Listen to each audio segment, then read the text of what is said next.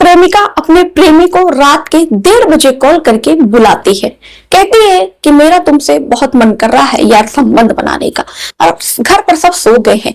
एक काम करो, तुम गांव के आस पड़ोस के लोगों से छिप छिपा कर तुम मिलने आओ, लेकिन ध्यान रखना कोई भी तुम्हें देखने ना पाए। अब वो लड़का था, जब लड़की सामने से खुद ऑफर दे रही है कि मेरा तुमसे शारीरिक संबंध बनाने का मन कर रहा है, तो जो लड़का है बिल्कुल ये बात सुनकर उतावला हो जाता है और बिना कुछ सोचे समझे, बिना विचारे उस लड़की से मिलने के लिए पहुंचता है।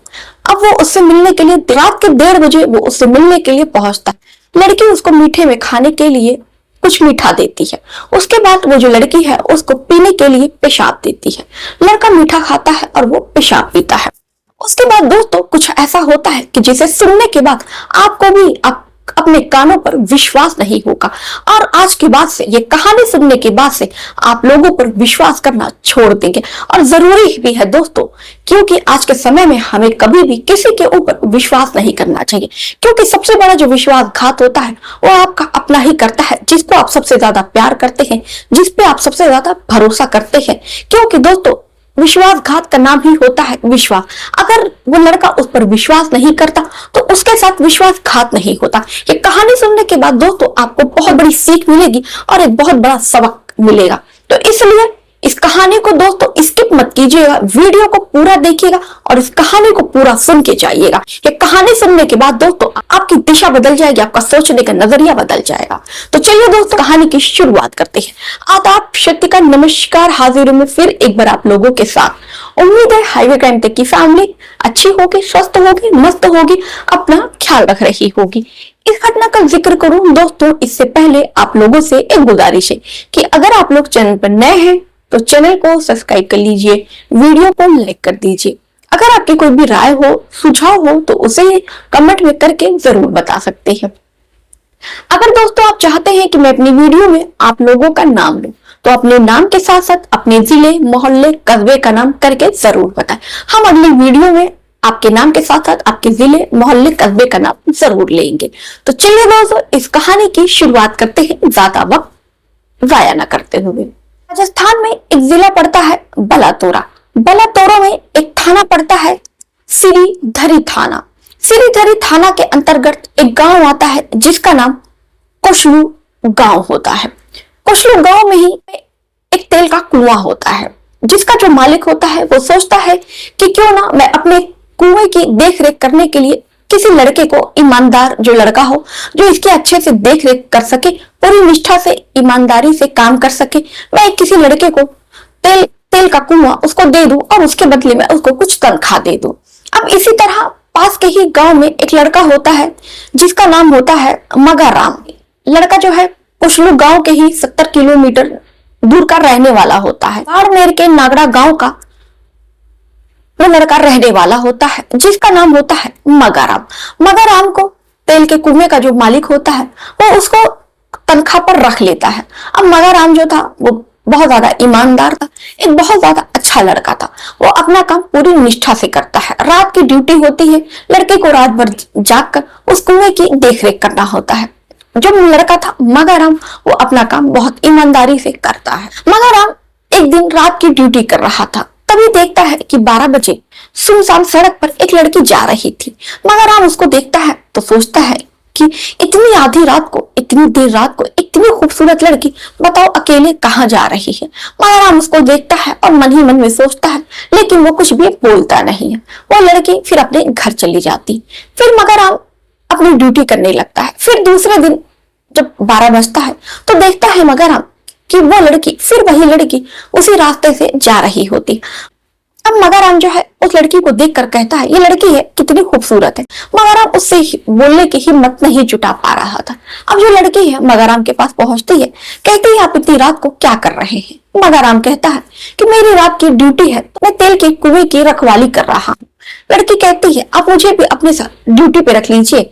मगाराम कहता है कि ठीक है मैडम, अगर आप ड्यूटी करना चाहते हैं तो ठीक है, कोई बात नहीं, कल से आप आ जाइए, हम दोनों साथ साथ ड्यूटी करेंगे। लड़की कहती है कि हाँ सही है, ऐसे हम दोनों का मन भी लगा रहेगा, आपका भी मन लगा रहेगा। अब मगाराम जो है ये बात सुनकर लड़की की हंसने लगता है। उसके बाद से लड़की थोड़ा मगाराम से बात करती है, उसके बाद लड़की अपने घर चली जाती है। फिर तीसरा दिन होता है, लड़की उसी रात को फिर वो जा रही थी। अब मगरराम उसको देखता है तो कहता है, मैडम आप इतनी रात को कहाँ जाती हैं? लड़की कहती है, क्यों, तुम क्या करोगे जान के मैं कहाँ जाती हूँ और मैं क्या करती हूँ? मगरराम कहता है कि नहीं मैडम, मैंने तो बस ऐसा ही पूछ लिया, आपको अच्छा नहीं लगा हो तो उसके लिए क्षमा चाहूंगा। लड़की कहती है कि नहीं, दरअसल मैं ड्यूटी करती हूँ तो मुझे ड्यूटी से लौटते लौटते मुझे थोड़ा सा देर हो जाती है। मगरराम और वो लड़की दोनों आपस में बात करने लगते हैं। मगरराम लड़की से पूछता है कि मैडम तुम्हारा क्या नाम है? तो लड़की कहती है कि मेरा नाम जेठी है। मगरलाल कहता है कि मैडम एक बात कहूं, अगर आप बुरा ना माने। लड़की कहती है कि बिल्कुल कहिए। तो मगरराम कहता है कि मैडम आप बहुत खूबसूरत है। लड़की हंसती है, कहती है अच्छा तो तुम मुझ पर लाइन मार रहे हो। मगरराम कहता है कि नहीं मैडम, मैं आप पे लाइन नहीं मार रहा, आप सच में मैडम बहुत ज्यादा सुंदर है। अब लड़की ये बात सुनकर मुस्कुरा देती है। फिर मगरराम लड़की से कहता है, जेठी अगर तुमको बुरा ना लगे तो मैं क्या तुम्हारा नंबर ले सकता हूँ? जेठी मगरराम से कहती है, तुम मेरा नंबर क्या करोगे? हम कहता है कि आप इतनी खूबसूरत है कि हमेशा मैं आपके बारे में ही सोचा करता हूँ। अगर आप अपना नंबर दे देंगे, मेरा जब भी मन करेगा मैं आपसे बात कर लिया करूंगा। अब जेठी उसकी बातों पे मगरराम की हंसती है और उसको अपना नंबर दे देती है। उसके बाद से जेठी अपने घर चली आती है। अब मगरराम बराबर जेठी को कॉल करता है और दोनों एक दूसरे से घंटों घंटों बातें करते हैं। मगरराम जेठी से कहता है कि जेठी तुम मुझे बहुत ज्यादा अच्छी लगती हो, कुछ चाहने लगा हूँ। जेठी कहती है, तो इसमें मैं क्या करूं, अगर तुम मुझको चाहने लगे हो तो इसमें मैं क्या कर सकती हूँ, कोई और बात हो तो बताओ। फिर मगरराम हंसी हंसी में कहता है कि जब भी मैं तुमको देखता हूँ तो मेरा मन करता है कि तुम्हारे साथ कुछ करूं, तुम्हें अपनी बाहों में ले लो। अब जेठी फिर कहती है कि अच्छा बस इतना ही मन करता है। तो मगरराम कहता है कि नहीं और भी कुछ करता है, लेकिन शायद अपने दिल की बात तुमको बता दूं तो हो सकता है तुमको अच्छा ना लगे और तुम बुरा मान जाओ और तुम मुझसे बात करना बंद कर दो। मैं नहीं चाहता, मैं तुमसे दूरी बर्दाश्त नहीं कर सकता हूँ। जेठी कहती नहीं, मुझे जानना है कि तुम मेरे बारे में क्या सोचते हो, बताओ तुम क्या सोचते हो। अब जब जेठी मगरराम से जबरदस्ती पूछती है तो मगरराम बताता है कि मेरा मन करता है कि मैं तुम्हारे साथ शारीरिक संबंध बनाऊं, तुम्हारे साथ सेक्स करूं, मेरा मन करता है तुम्हारे साथ सेक्स करने का। अब ये बात जेठी सुनती है तो कहती है कि मेरा भी तो मन करता है तुम्हारे साथ सेक्स करने का। जब दोनों की रजामंदी हो जाती है इस बात के लिए तो फिर मगरराम जेठी से पूछता है, तो बताओ फिर हम लोग कब मिले? फिर जेठी कहती है कि ठीक है, मैं तुमको बताऊंगी जब मेरे घर पर सब लोग सो जाएंगे। जेठी के घर पर सब लोग सो जाते हैं तो जेठी जो होती है वो मगरराम को फोन करती है और कहती है, मगरराम तुम घर पर आ जाओ, सब लोग सो गए हैं। अब मगरराम सबसे छुप छिपा कर जेठी के पास जाता है और जेठी से शारीरिक संबंध बनाता है। अब एक बार जो शारीरिक संबंध का सिलसिला शुरू होता है, और एक बार कहते हैं ना दोस्तों, किसी को शारीरिक संबंध की लत लग जाती है, फिर जो लत होती है वो नहीं छूटती है। अब होता भी दोस्तों कुछ ऐसा ही है। मगरराम और एक बार जेठी के बीच में शारीरिक संबंध बन जाता है तो दोनों हमेशा प्यासे रहते थे, उतावले रहते थे एक दूसरे के साथ शारीरिक संबंध बनाने के लिए। दोनों के रिश्ते को 6 महीना बीत जाता है। मगरराम और जेठी एक दूसरे से बेइंतहा प्यार करते हैं। एक दिन जेठा अपने मालिक से छुट्टी लेकर वो अपने गांव गया हुआ था। 2 दिन का वक्त बीतता है और जो जेठी इधर है वो मगरराम से नहीं मिलती है तो उसका बहुत मन करता है मगरराम से मिलने का। वो मगरराम से फोन करके कहती है कि यार मुझे अब ये जो जुदाई है वो बर्दाश्त नहीं हो रही है, मेरा मन कर रहा है कि मैं तुमसे शारीरिक संबंध बनाऊं। मगरराम कहता है जेठी से कि कुछ दिन और बर्दाश्त कर लो, मैं 1-2 दिन में तुम्हारे पास आ जाऊंगा, उसके बाद हम लोग जी भर के एक दूसरे से प्यार करेंगे। लेकिन जो जेठी है वो मानती नहीं है, कहती है मगरराम मुझे नहीं पता, मुझे तुम्हारे साथ अभी शारीरिक संबंध बनाना है, मुझे नहीं पता। मगरराम कहता है कि जेठी मैं अपने गाँव आया हूँ। जेठी कहती है कि देखो अगर तुम मुझसे शारीरिक संबंध नहीं बनाओगे तो देखो मेरा इतना मन कर रहा है कि मैं किसी के साथ भी शारीरिक संबंध बना लूंगी, सेक्स कर लूंगी, फिर तुम मुझे कुछ मत कहना। अब जब ये बात मगरराम सुनता है तो कहता अच्छा बताओ तुम क्या चाहती हो। जेठी कहती है कि तुम तुरंत अपने गाँव से मेरे गाँव आओ। जो मगरराम होता है वो अपने गाँव से तुरंत ही अपना कपड़ा बांधता है और निकल जाता है। जब वो अपने गाँव से निकला था तो 12 बज रहा था, वो 6 बजे जेठी के गांव पहुंच जाता है। तो दोस्तों कुछ ऐसा है कि वो इंतजार कर रहा था कि जब जेठी के घर वाले सो जाए तो वो जेठी के घर जाए। अब वो इस बार जब जेठी के घर जाता है तो जेठी के घर वाले मगरराम को पकड़ लेते। उसके बाद मगरराम को वो बहुत ज्यादा पीटते हैं और डंडे से उसकी पिटाई करते हैं। मगरराम के घर में 6 से 7 लोग थे और कुछ आस पड़ोस के लोग थे जो मगरराम की बहुत पिटाई करते हैं। उसके बाद से जो जेठी है वो भी मगाराम को बचाने की कोशिश नहीं करती और अपने घर वालों से मिल जाती है ताकि उसके घर वालों का शक जेठी के ऊपर नहीं आए, ताकि जेठी की पिटाई ना हो सके और वो पिटाई से बच जाए। उसको जी भर के वो पीटते हैं। जब वो बदहवास हो जाता है और वो जब वो पानी मांगता है तो उसके नाम पर वो पेशाब देते हैं।